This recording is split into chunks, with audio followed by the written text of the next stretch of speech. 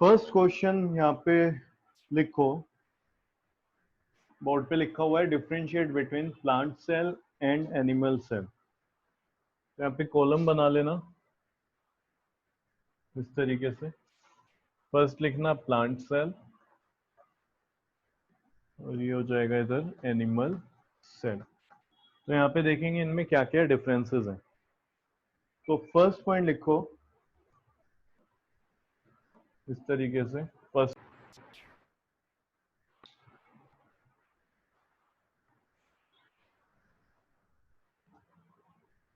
इसमें लिखो plant cell में first point cell wall is present.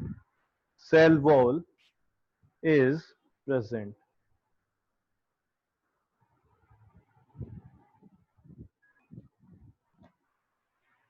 Cell wall is present.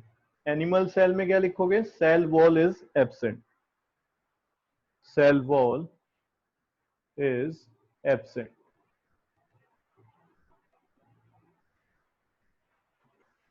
Second point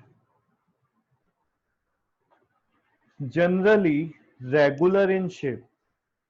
generally regular in shape plant cell में। Plant cell की जो almost जो plant के सेल होते हैं उनकी एक जैसी सी शेप होती है। Generally regular in shape. Sir आपकी स्क्रीन नहीं दिख रही।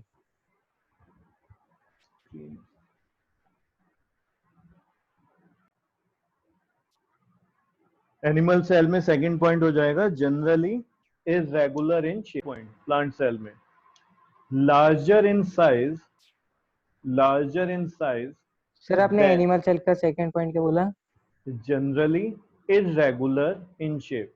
प्लांट में तो होता है रेगुलर और एनिमल में लिखना है irregular in shape. Plant cell में थर्ड पॉइंट लिखो।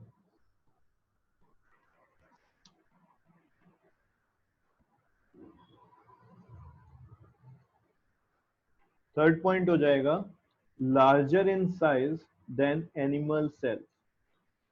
प्लांट सेल जो होते हैं वो एनिमल सेल से थोड़े बड़े होते हैं।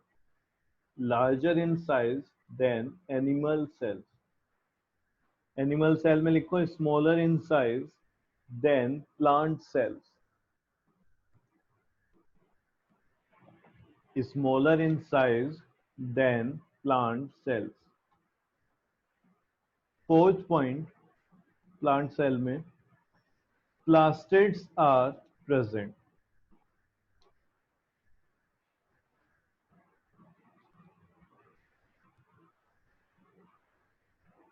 Plastids are present. Animal cell में क्या लिखोगे? Plastids are absent. Sir plastid are absent. Absent.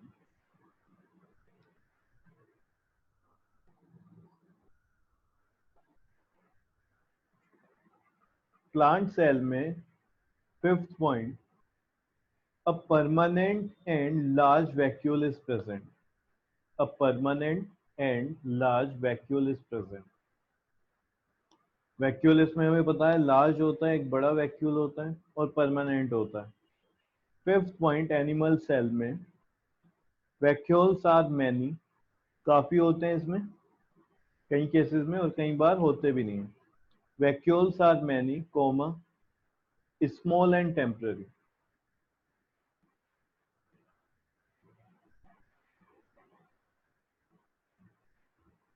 Six point six क्या, बस ये 5 पॉइंट इनफ है। तो ये 5 बेसिक डिफरेंस हो गए plant cell and animal cells में। नेक्स्ट क्वेश्चन लिखो, question number 2। Question number 2, what would happen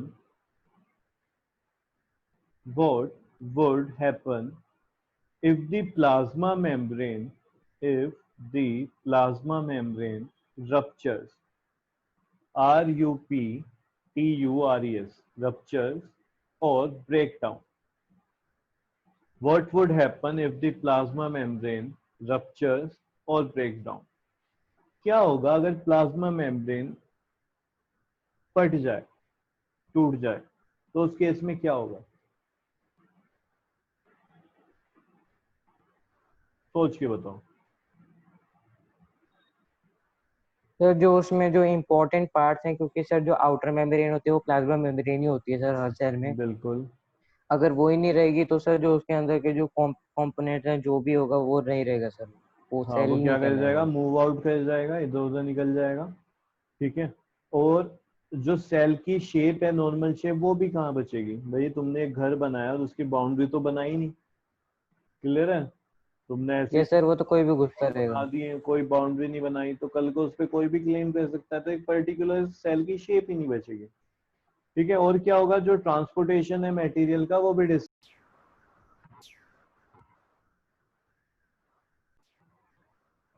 तो यहाँ पे लिखते हैं, देखो इसमें आंसर, आंसर लिखो, in case plasma membrane ruptures और ब्रेक डाउन, रप्चर्स और ब्रेक्स डाउन। अब पॉइंट लिखना, ठीक है, यहाँ पे कॉलन लगाओ और फर्स्ट सेकंड थर्ड इस तरीके से 3 पॉइंट लिखने हैं। तो फर्स्ट पॉइंट होगा, all the useful substances all the useful substances will move out of the cell. All the useful substances will move out of the cell because membrane is membrane is selectively permeable. Because membrane is selectively permeable. Second point, the transportation of materials will be disturbed. The transportation of materials will be disturbed. Third point, the cell will lose its normal shape. The cell sir will disturb के lose. बाद क्या था? Second point था, the transportation of materials will be disturbed. अब third point है, the cell will lose its normal shape.